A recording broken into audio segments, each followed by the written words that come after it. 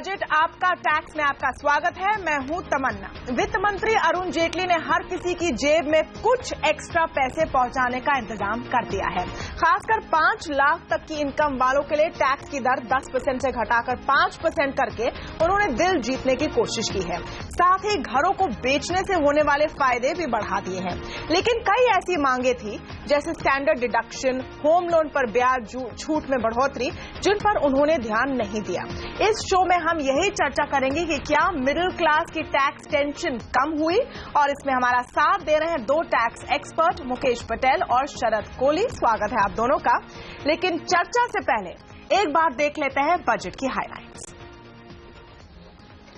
Budget में कम आय वालों को तोहफा, 3 लाख तक कमाने वालों को कोई टैक्स नहीं, 5 लाख तक आय पर टैक्स की दर 10 से घटाकर 5%। डिजिटल लेन देन को बढ़ावा देने के लिए नए उपाय का ऐलान, 3 लाख से ऊपर कैश लेन देन पर लगी रोक। राजनीतिक सुधार की दिशा में उठाया गया बड़ा कदम, पार्टियों को 2000 से ज्यादा कैश चंदा मुमकिन नहीं, जारी होंगे इलेक्टोरल बॉन्ड। अफोर्डेबल हाउसिंग को मिला इंफ्रा का दर्जा, घरों के लिए long term capital gains tax की अवधि 3 साल से घटाकर 2 साल। और अगले साल के लिए वित्तीय घाटे का लक्ष्य 3.2% रखा गया, शेयर बाजार में ने दिया थम्स अप।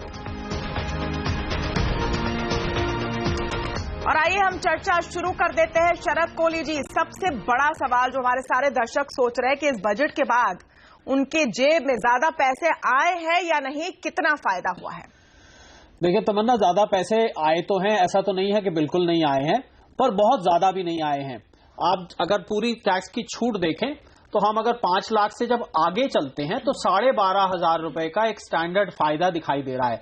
जो 5 लाख से नीचे वाले हैं उनको एक खास दर्जा दिया गया है, क्योंकि 10% जो टैक्स था वो घटा के अब 5% कर दिया गया है।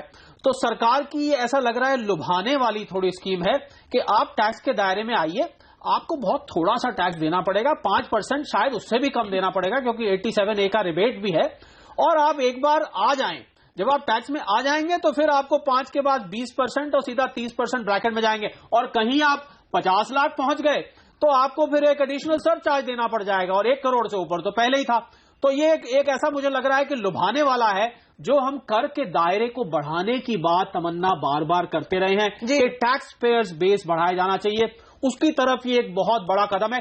इसी वजह से तमन्ना वो 2.5 लाख की जो बेसिक एग्जेम्पशन लिमिट थी उसको छेड़ा नहीं गया है, जिससे कि वो लोग कर के दायरे से कहीं बाहर ना हो जाएं। तो आप आइए, आहिस्ता आहिस्ता आइए, आपका स्वागत किया जाएगा। पर जो जो आप आगे बढ़ते जाएंगे, आगे और टैक्स देने के लिए आप तैयार होते जाएं, ऐसी मंशा मुझे तमन्ना इसमें दिखाई दे रही है। जी, 2.5 लाख की लिमिट को छेड़ा नहीं गया है टेक्निकली, लेकिन मुकेश पटेल जी, चूंकि 2,500 रुपए का एक बेनिफिट भी है, तो इफेक्टिवली 3 लाख रुपए तक टैक्स हटा दी गई है, ये भी कहना ठीक होगा। और 5 लाख तक टैक्स जो देना भी है वो बहुत ही बेसिक है। एक्चुअली आप 5 लाख तक का जीरो टैक्स का भी प्लानिंग बहुत आसानी से कर सकते हैं। तमन्ना जी, मेरे विचार से पहली बार, मैं पिछले 40 सालों से बजट सुनते आया हूं, पहली बार कोई वित्त मंत्री ने इतने विस्तार से अपने टैक्स पेयर्स के ब्रॉड एनालिसिस, उन्होंने डेटा माइनिंग करके बताया कि इट इज अ शॉकर कि जिस देश के अंदर इतनी गाड़ियां बिकती है, जिस देश में ऐसी लाइफस्टाइल एंजॉय की जा रही है, वहां इंडिविजुअल टैक्स पेयर्स अपनी इनकम कितनी कमाते हैं वो बात अलग है, पर कितनी आयकर के पर्पस से दिखाते हैं उसके माइंड बॉगलिंग रिवीलिंग फिगर्स उन्होंने पेश किए। मेरे विचार से उसको मध्य रखते हुए जो उनका फोकस है, और जो शरद जी ने बताया, इसमें कोई गलत बात नहीं है। उन्होंने बहुत बेधड़क ये भी कहा कि भाई अगर आप कल तक टैक्स नहीं भरते थे और आज आप भरना शुरू करेंगे तो पहले साल तो हम आपको कोई डिस्टर्ब नहीं करेंगे, क्योंकि ये एक मेंटल ब्लॉक रहता है हमारे यहाँ कि इतने सालों तक हमने नहीं भरा, अब भरेंगे तो ये हमारे पीछे पड़ेंगे कि भाई अगले सालों में क्यों नहीं भरा। तो ये जो आप देखिए, आज नोटबंदी के पश्चात भी उन्होंने जो एक कहा कि डिजिटल ट्रांजैक्शंस में अगर आप इस बार जो कुछ दिखाते हैं तो हम आगे के सालों के बारे में कुछ नहीं पूछेंगे। I think this is a very positive focus. बिल्कुल, लेकिन ये तो बात हुई उन लोगों के बारे में जो अब तक टैक्स नहीं देते आए हैं। बजट में जो टैक्स पेयर्स हैं, सैलरीड मिडिल क्लास हो या फिर पर्सनल इनकम से जो टैक्स देते हैं, उनके लिए सबसे बड़ा सवाल हमेशा रहता है कि हम सबका बोझ उठाते हैं, एवज में हमें क्या मिला। और शरद कोली जी, इस संदर्भ में जो खर्चे होते हैं, जैसे मेडिकल अलाउंस, ट्रांसपोर्ट अलाउंस, बच्चे की एजुकेशन की अलाउंस, कई सारी चीजों पर ये मांग की जा रही थी कि जो लिमिट सेट किए गए हैं वो पता नहीं कौन से जमाने के हैं, आजकल के खर्चे में वो बैठते ही नहीं है। वहां पर थोड़ी सी ढील दे सकते थे वित्त मंत्री। जी हाँ, बिल्कुल। अभी ईश्वर कमेटी की तमन्ना रिकमेंडेशंस भी आई थी और वो ईश्वर कमेटी वित्त मंत्रालय से स्वयं बनाई गई थी और हमें तो लग रहा था वो ईश्वर कमेटी सच में ईश्वर के शब्द होंगे, पर ऐसा लग रहा है कि उसको एक तरफ कर दिया गया। उन्होंने साफ कहा था कि आप इन छोटे छोटे अलाउंसेस को, मेडिकल है, एजुकेशन है, कन्वेंस है, जो कि बहुत ही छोटे छोटे थे। दूसरी बात इसमें तमन्ना क्या थी कि उनका सब लोग फायदा उठा नहीं पाते थे क्योंकि कंपनी का आपका जैसा पैकेज होता था उस हिसाब से चलते थे। अब क्योंकि आपने एक स्टैंडर्ड डिडक्शन लानी चाहिए थी इन सबको हटा के, जो कुछ सबके लिए मिल जाती, पर उसको पूरी तरह से जो है इग्नोर कर दिया गया। दूसरा तमन्ना, एटीसी पे बहुत अटकलें लगाई जा रही थी और पूरी उम्मीद थी कि जो 1.5 लाख की 2 लाख की लिमिट है एनपीएस मिला के 2 लाख की, इसको कम से कम बढ़ाया जाएगा। ये भी तमन्ना एक बहुत पुरानी चली आ रही थी बहुत सालों से, इसको भी नहीं छिड़ा गया। आमदनी बढ़ गई है, इन्वेस्टमेंट के एवेन्यूज बढ़ गए हैं, आपके हाथ में जो सरप्लस इनकम है वो बढ़ गई है, पर इसको भी किसी को भी नहीं टच किया गया है। तो अब क्यों नहीं किया गया ये तो वित्त मंत्री ज्यादा अच्छी तरह जानते हैं, पर उनकी मुहिम यही है कि ज्यादा छेड़ाखानी प्रोविजंस में ना करी जाए कि और लोगों को कॉम्प्लिकेशन हो, शायद ये उनके दिमाग में रहा होगा। तो इसको देखते हुए अभी भी मैं बार बार यही कहता हूं कि टैक्स बेस को बढ़ाने की पूरी मुहिम चलाई गई है। तो फिर अगर हम ये समझे मुकेश पटेल जी के हाथ में आया क्या, फाइनली कितना रिलीफ मिला है? क्या इस बात से हम रिलीफ ले सकते हैं कि कम से कम सर्विस टैक्स को 18% नहीं किया, कहा कि जीएसटी के लिए रुक जाता है? मैं सबसे पहले तो तमन्ना, शरद जी ने जिस ईश्वर कमेटी के बारे में जिक्र किया उसके बारे में कुछ इसलिए कहना चाहूंगा क्योंकि मैं खुद, शरद जी जानते हैं, मैं ईश्वर कमेटी का एक मेंबर एक्सपर्ट था और हमने ये बहुत ही एम्फेटिकली ये एक प्रस्ताव रखा था कि ये किया जाना चाहिए। हालांकि मुझे इस बात की खुशी है, मैं इसका जिक्र थोड़े अरसे बाद करूंगा, कि ईश्वर कमेटी के कैपिटल गेन्स में एक पूरा पैकेज ऑफ प्रपोजल्स जो हमने दिया था वो उन्होंने एक्सेप्ट किया है, वो हमें उस बात की खुशी है। जो उन्होंने नहीं माना है उसको शायद हमें इतनी शिकायत नहीं होनी चाहिए कोहली जी, क्योंकि एफएम ने उसका पैकेजिंग या मार्केटिंग अलग तरीके से किया है। आप समझ लीजिए कि वो अगर 40,000 का स्टैंडर्ड डिडक्शन देते और अगर कोई टैक्स पेयर 30% के ब्रैकेट में 10 लाख के ऊपर में सैलरी क्लास का है तो उसको इफेक्टिवली क्या रिलीफ मिलती? 12,000 रुपया। अब यहां भी 12,500, 5 लाख के ऊपर के हरेक टैक्स पेयर को 50 लाख तक, 50 लाख के ऊपर then you go in negative. Mukesh ji sorry, मैं आपको एक सेकंड के लिए सर इंटरप्ट कर रहा हूं। वो मैं जानता हूं कि ये रिलीफ है, मेरी ज्यादा एतराज इसी वजह से थी क्योंकि आप उस कमेटी के मेंबर थे, तो मुझे ये अच्छा नहीं लग रहा कि आपके मेंबर होते हुए भी ये रिलीफ नहीं दिया गया। तो मैं सिर्फ ये कहना चाह रहा था। बट हमने, लेट मी टेल यू, हमने रेट स्ट्रक्चर में बदलाव का कोई प्रपोजल नहीं किया था। हमने we had in fact focused for the salary tax payer, उन्होंने across the board. So in the packaging you know it has turned out to be different. इसलिए मैं कहता हूं कि the benefit of doubt should be given to the अच्छा, 12,500 और हम अगर जिक्र करें 12,500 प्रति साल आपको फायदा मिल रहा है, उसको ब्रेक डाउन करें तो 1,000 रुपए प्रति महीने लगभग फायदा मिल रहा है। अब सवाल यह है कि एक जो नीड नजर आ रही थी नोटबंदी के बाद इस हालात में कि लोग खर्चा ज्यादा करें, क्या वो जरूरत पूरी होती नजर आ रही है मुकेश पटेल जी? एक्चुअली ये अगर बजट में हम देखें तो there has been a divided opinion, you know it's more on the broader economy aspect, कि कंजम्पशन को बढ़ावा देने के लिए उन्होंने क्या किया है। शायद कंजम्पशन पर उतना फोकस नहीं है, इन्वेस्टमेंट पर उन्होंने जैसे इंफ्रास्ट्रक्चर स्पेंडिंग वगैरह पर जो फोकस दिया है, उसके कारण इकोनॉमी को एक जरूर किक स्टार्ट मिलेगा। तो दिस कोई भी एक पैकेज होता है, उसमें it has its positives and negatives. मैं ये कहूंगा तमन्ना जी कि उन्होंने आज अपनी स्पीच की शुरुआत में ही कहा कि पहली बार शायद कोई वित्त मंत्री वसंत पंचमी को अपना बजट पेश कर रहा है। मैं ये कहूंगा कि बसंत पंचमी के दिन उन्होंने हमें एक बुके ऑफ रोजेस जरूर दिया है, लेकिन रोजेस के साथ हम जानते हैं देयर आर आल्सो थॉर्न्स। तो ये जो थॉर्न्स है ना, वो चुभ रहे हैं कि हमें 80C में बढ़ावा नहीं मिला, स्टैंडर्ड डिडक्शन या तो जो दोज आउटडेटेड लिमिट्स उसको सुधारा नहीं गया, तो दे आर द थॉर्न्स। ये प्रवृत्ति है कि दिल मांगे मोर, लेकिन कितना मोर और कितना जायज, वो फिर सबसे बड़ा सवाल शरद को। एक तमन्ना जायद का शेर है, मैंने ना उसको अभी जब बजट आया तो उसको ट्विस्ट करके थोड़ा सा लिखा है। उस समय आपने जो खर्चे की बात करी, जायद मजे लेने दे सड़क पे बैठकर, या वो जगह बता दे जहां टैक्स वाले ना हो। देखिए हुआ क्या कि कैश स्पेंडिंग की बात आई तो 3 लाख रुपए से ऊपर कैश स्पेंडिंग बंद कर दी। आप 3 लाख रुपए से ऊपर एक ट्रांजैक्शन पे एक दिन में आप खर्चा ही नहीं कर सकते 269 ST में। तो सरकार ने जो काले धन की मुहिम तमन्ना चलाई थी कि काले धन को चेक करना है, उसके लिए एक बहुत बड़ा कदम है।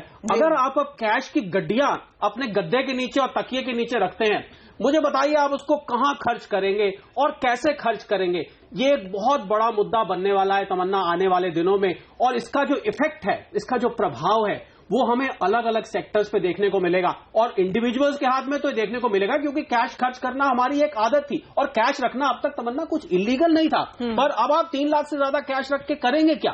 आप जब गड्डियां इकट्ठी करेंगे आप उसको खर्च नहीं कर सकते। नहीं, मेरे हिसाब से ये बहुत ही पॉजिटिव मूव है, क्योंकि जो वित्त मंत्री ने कहा कि अगर आप ऑनेस्ट टैक्स पेयर हैं तो आपको फायदा मिलना चाहिए, अगर कुछ भ्रष्ट कर रहे हैं, गलत कर रहे हैं, तो उसका आपको नुकसान सहना चाहिए। लेकिन क्या ऑनेस्ट टैक्स पेयर को उतना फायदा मिला है जिसके हम हकदार हैं? ये बड़ा सवाल है। इस पर हम आएंगे ब्रेक के बाद, साथ में इस पॉइंट के साथ कि जो घर खरीदार है उनको क्या मिला है। बिल्डर को तो रियायत मिली है, लेकिन घर खरीदार को क्या मिला, इस पर हम आएंगे कुछ ही देर में। जाएगा नहीं।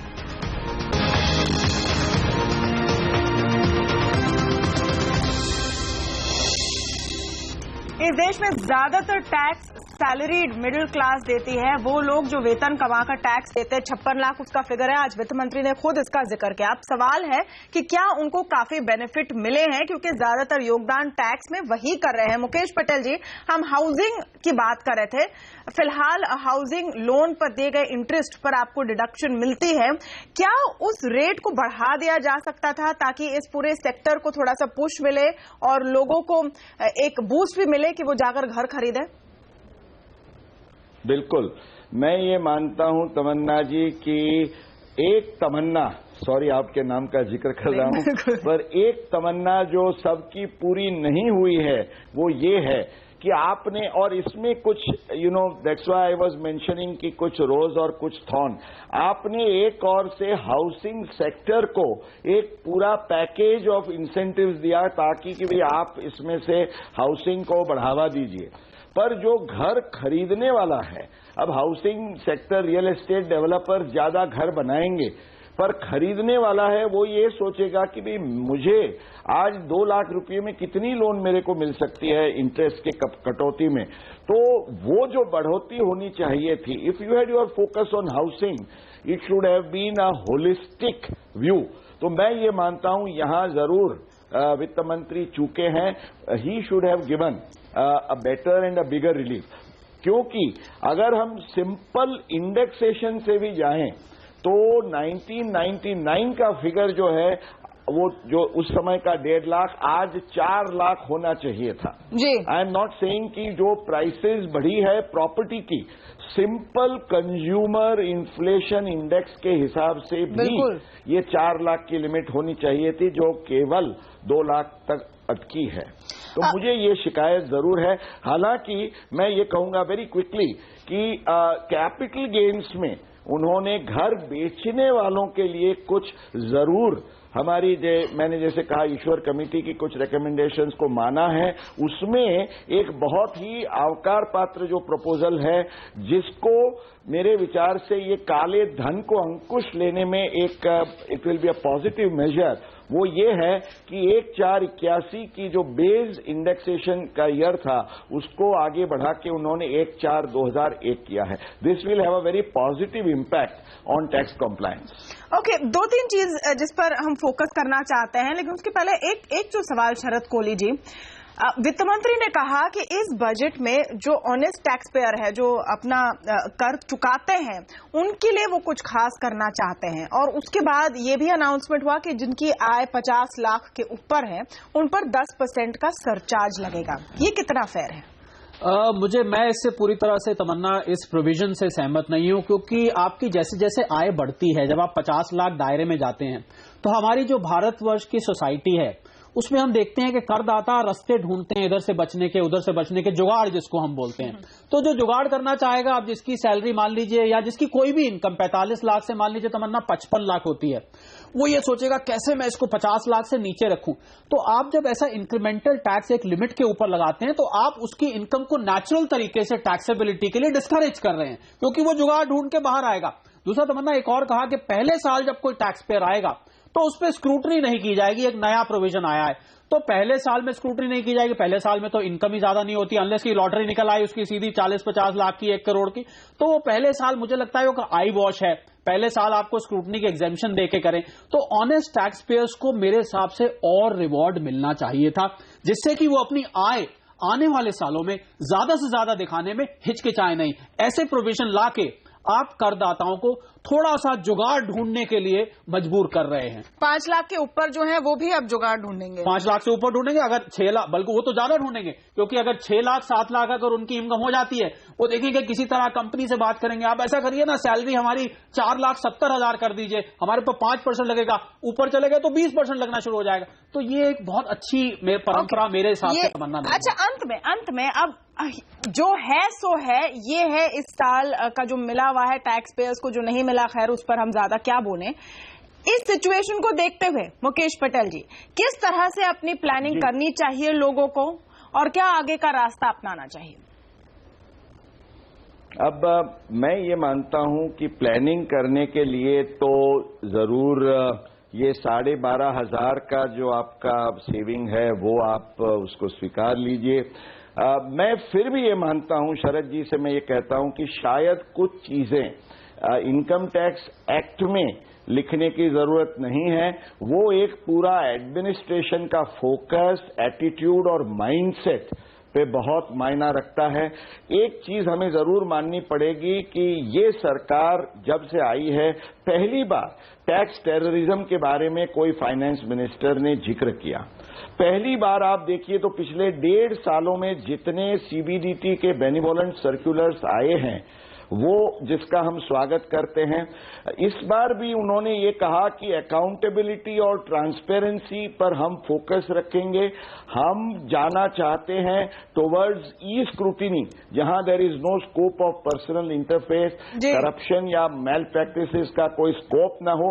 मेरे विचार से ये चीजों पर अगर फोकस किया जाए, इसको एक्ट में लिखने की भी जरूरत नहीं है, पर अगर सरकार एक अपना दृढ़ निश्चय दिखाए और ये मैसेज अक्रॉस द बोर्ड जाए, तो उससे टैक्स पेयर्स को इतना तो जरूर होगा कि भाई भले हमें आपने वित्तीय फायदा नहीं कराया, आपने हमें कुछ कम से कम ये जो कहा है कि एक साल के अंदर आपका रिफंड आना ही आना है, ये भी बड़े रिलीफ की बात है कि अब 1 साल के अंदर सरकार को ये जवाबदेही देनी है कि आपका रिफंड आ रहा है। खैर, इसके अलावा किस तरह से आप टैक्स बचत कर सकते हैं, हम लगातार आपको बताते हैं CNBC आवाज पर। बस ये उम्मीद है कि टैक्स बेस जिस तरह से वित्त मंत्री कह रहे हैं वो बढ़े, खास करके नोटबंदी के बाद, और जो ऑनेस्ट टैक्स पेयर्स हैं उनको इसका ज्यादा से ज्यादा फायदा मिलता रहे। इसके लिए अगले बजट तक इंतजार करने की जरूरत भी नहीं है। जी सर। एक जैसे शरद जी ने फर्स्ट पार्ट में एक गालिब का बड़ा अच्छा शेर कहा, just to make a level playing field, मुझे भी एक शेर याद आ गया, मैं कहूं गालिब का नहीं है पर मेरा एक बहुत प्रिय शायर उसका शेर है, जिसने लिखा कि ख्वाहिशों के काफिले भी बड़े अजीब होते हैं, क्योंकि इस दिन में सबकी ख्वाहिश होती है जो पूरी नहीं होती है। ख्वाहिशों के काफिले भी बड़े अजीब होते हैं, वो वहीं से गुजरते हैं जहां रास्ते ही नहीं होते हैं। तो शायद बिल्कुल मुकेश जी और तमन्ना तो यहीं बैठी हैं। नहीं, लेकिन आप ये सोचिए, क्योंकि उम्मीदें बनी रहती है, सिर्फ बजट का इंतजार क्यों, बजट के बाद भी वित्त मंत्री टैक्स पेयर्स को रिलीफ दे सकते हैं, देते रहना चाहिए, यही हम सबकी उम्मीद है। बहुत बहुत शुक्रिया आप दोनों का आज हमारे साथ इस खास कार्यक्रम में जुड़ने के लिए।